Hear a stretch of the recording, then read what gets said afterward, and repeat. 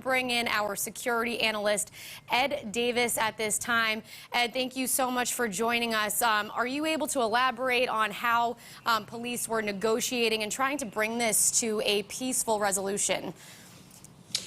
Sure.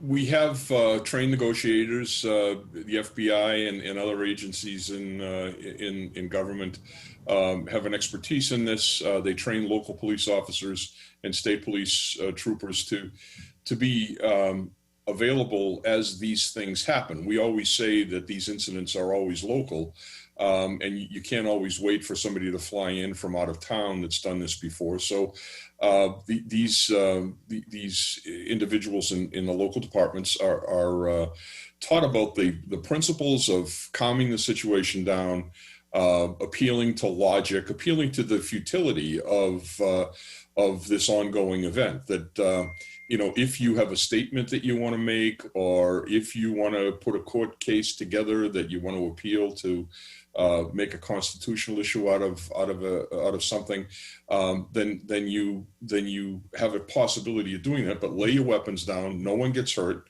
We'll treat you respectfully. I've had these negotiations with groups that actually wanted to get arrested, demonstrators that wanted to make a statement about one or another political issue.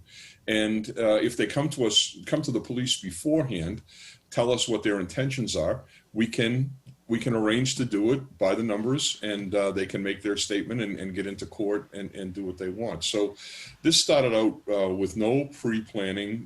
No one reached out to the police. The police came upon these guys, acted with an enormous amount of restraint, and then the hostage negotiators use those same principles when they're negotiating during the standoff to try to calm things down, bring this to a peaceful conclusion. And thankfully, that's exactly what we saw today.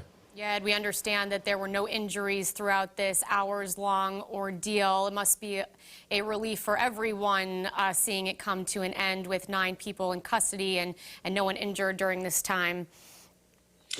No doubt. And when you think about what that trooper was facing, it's 1:30 in the morning. He comes up on someone who he believes to be a stranded motorist. And the next thing you know, he's facing a small platoon of heavily armed potential combatants.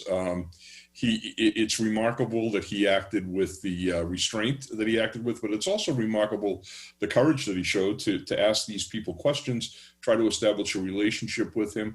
That initial contact set the stage for what's happened since then. So he deserves a lot of credit. And Ed, just quickly, I know we were talking about this group saying that they were saying they're not anti-police, not anti-government, but they did not recognize our laws. Can you talk a little bit about how complicated of a situation that is for police to encounter? Yes. What's happening right now, you can just attribute to rhetoric. What they're saying after they get caught is simply an attempt to position themselves publicly as poor, unfortunate people that are just exercising their constitutional rights. If you look at what they published a month ago on YouTube, which I've had a chance to look at, it's anything but peaceful. They've identified the two-party democratic system as their enemy. They've identified police and anybody who wanted to place them under arrest as terrorists. And they talked about tactically attacking police officers who are attempting to do their duty. So the rhetoric you're hearing today is 180 degrees from what they've put on the internet before. These are very dangerous individuals. These are not guys that are going to go up to Maine to go camping. They're bringing camping gear. They're not going to go hunting up there. Why are they heavily armed?